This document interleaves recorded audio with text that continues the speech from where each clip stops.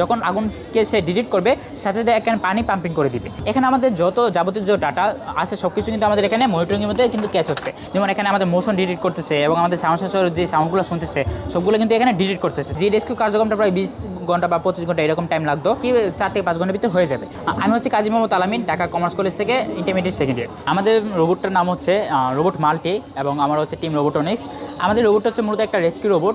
Rescue robot বলতে আমাদের বিভিন্ন ডিজাস্টার প্লেস, যে প্লেসগুলোতে মানুষ যেতে পারে না, একটা বিল্ডিং ভেঙে পড়ে গেছে, সেখানে মানুষ আটকা পড়ে আছে, তো সেই সকল প্লেসের মধ্যে রোবটটাকে পাঠানো হবে এবং তখন ওই রোবটটা জাস্ট মানুষগুলোকে প্রথম ডিটেকশন করবে। প্রথম কাজ হচ্ছে মানুষগুলোকে ফাইন্ডিং করা।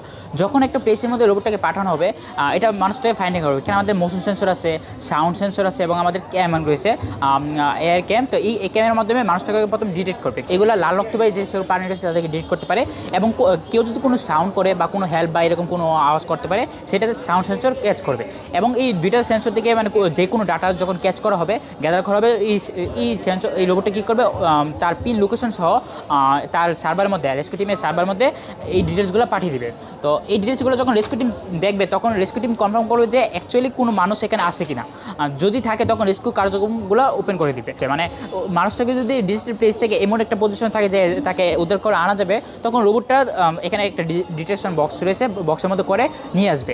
এখানে আমাদের একটা আর্ম রয়েছে, আর্মের মাধ্যমে সে এটা ক্যাচ করে রোবটটাকে নিয়ে আসবে এবং এই ডিটেকশন বক্সের ভিতরে করে যখন রোবটটাকে পাঠানো হবে, ফুডস এবং মেডিসিন প্রোভাইড করা হবে যেন যতক্ষণ মধ্যে রেস্কিউ কার্যক্রম হইতেছে ততক্ষণে যেন তারা মানে সার্ভে করতে পারে। এখন কথা হচ্ছে যে যেহেতু আমাদের সেন্সরগুলো আমাদের ইনস্ট্যান্ট মানুষগুলোকে ডিটেক্ট করতেছে, সাথে সাথে পিন লোকেশনটা পাঠাচ্ছে, রেস্কিউ টিম কিন্তু একটা ডাটা পাচ্ছে যে সম্পূর্ণ এলাকার মধ্যে কোন কোন জায়গাগুলোতে রেস্কিউ প্রয়োজন। তখন তারা কী করবে, জাস্ট ওই জায়গাগুলোতে রেস্কিউ কার্যক্রমটা করবে, যার মাধ্যমে কী হবে আমাদের যে রেস্কিউ টাইমটা অনেক কমে আসবে।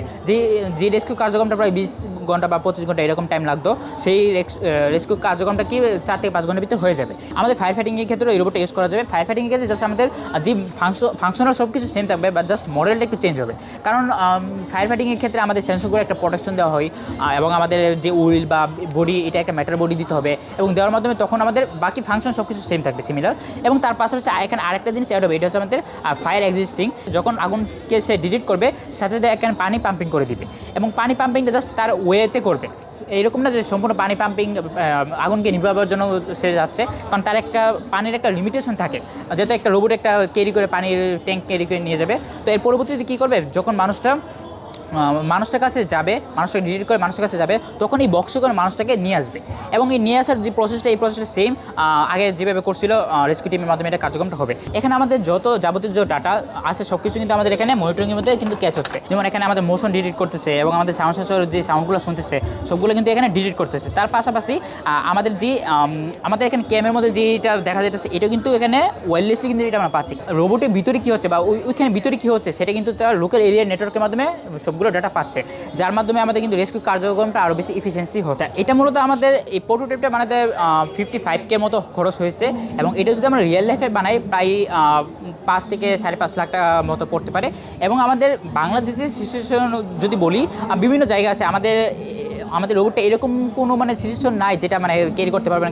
এবং ভূমিকম্প বা ভূমিধস বাংলাদেশ প্রতিনিয়ত হইতেছে, তো সেই সকল যদি এরকম কোনো একটা সিচুয়েশন হয় যেখানে একটা বিল্ডিং ভেঙে পড়ে গেছে, তো সেখানে কিন্তু রোবটটাকে পাঠানো যেতে পারে। যারা রেস্কিউ কার্যক্রমগুলো করে থাকে তাদের সাথে কোলাপ করে একটা যদি রিয়েল লাইফ যদি একটা মডেল বানানো যায়, তখন কিন্তু তাদের জন্য অনেকটা উপকার হবে। তাদের যে রেস্কিউ কার্যক্রমগুলো সেগুলো কিন্তু আরও এফিসিয়েন্সি হবে, আরও সময়টাকে কিন্তু আরও কমানো যাবে, যার মাধ্যমে তাদের হয়তো বা আরও বেশি উপকার হতে পারে। এখানে আমাদের ফুল ডিটেলস আছে, আমাদের একটা স্ক্যানার আছে, কিউআর কোডের মাধ্যমে চাইলে আমাদের সাথে যোগাযোগ করতে পারে। তার পাশাপাশি চাইলে এক্সট্রাভাবে যদি কিছু যোগাযোগ করতে চাই, আমাদের টিম রোবোটনিক্স লিখে যদি ফেসবুকে সার্চ দেয় তাহলে আমাদের পেজ আছে, পেজ পেয়ে যাবে।